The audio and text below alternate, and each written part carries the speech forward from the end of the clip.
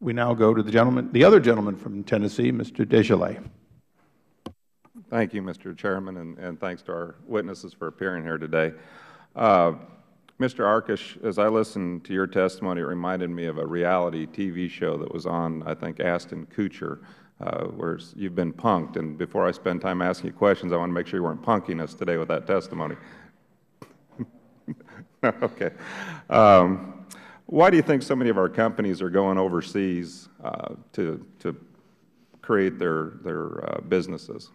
Oh, well, I'm certainly not a multinational corporation myself, so I don't have a lot of personal insight into that. I think a lot of factors go into decisions like that. Okay. Have you ever worked for the Office of Management and Budget? No, I haven't. Office of Information Regulatory Affairs? No, I haven't.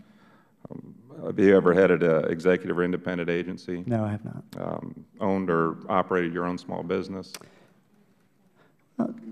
That's a close call. Okay. Yeah. As part of the Job Creators Tour, I've traveled through Tennessee and visited 30-plus factories and businesses and asked them what was standing in the way to job creation, and their opinion is a little different than yours. Probably the #1 answer I get is that we need to get government out of the way, and EPA comes up quite often, and so clearly their opinion of regulations differs from yours. Do you think that all regulations are good? Oh, no, of course not. Anyone can make mistakes, and that's true of the government as well. And on the note of what small businesses think, there have been some interesting surveys recently that have shown that the #1 concern of small businesses is poor sales. The concern is there won't be enough demand for their products. It's not government regulation. Okay. Just to get this straight, I think you had said that one of the biggest problems for regulatory agencies is that they're over-regulated. That's right. Okay. I want to make sure I heard that correctly. Doesn't that in itself suggest that the bureaucrats here in Washington are doing a poor job in terms of over-regulating? It suggests to me the contrary. It's that even when there's a common sense rule that they want to write, that everyone agrees on. Sometimes industry wants rules. Sometimes industry and labor get together and they say to an agency, we need a new rule here. Even in those instances, it's too hard and it takes too long to write a simple, non-controversial rule because there are so many administrative burdens on these agencies. I hear a lot of numbers thrown around out there, what regulations cost employers. I've heard anywhere from $9,000 to $12,000 per employee just due to the sheer number of regulations. Is that a number that sounds about right? No, it sounds wrong to me. Okay. What, do you have a number? Well, I think that number is derived from this study that by these economists, Crane and Crane, that they said that regulations cost the economy $1.75 trillion a year. That study has been thoroughly discredited. It had an incomplete data set. It had a flawed methodology. It only looked at costs of regulations. It didn't look at benefits. If we looked at everything that way, we wouldn't buy food. I would say, well, my grocery bill is a little high. That's $50 a week. That's a big cost.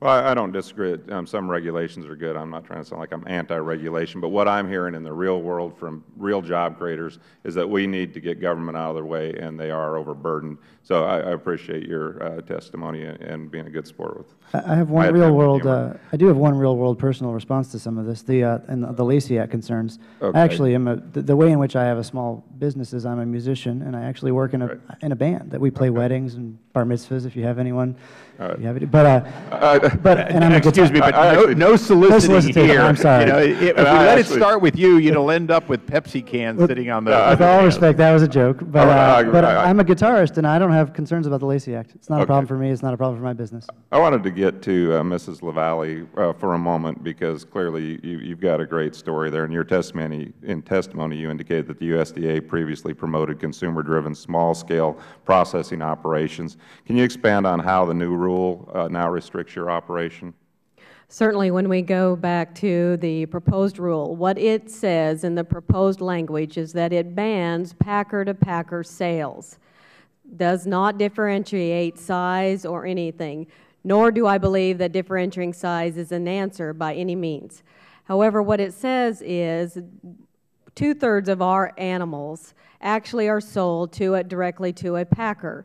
Under this proposed regulation, it says that those packer-to-packer sales are banned. We are a packer. I am a packer, I am a producer, I'm a feeder, I'm a rancher, and because I am a packer, I now have limitations on who I can actually sell to because I cannot sell the rest of my animals to another packer.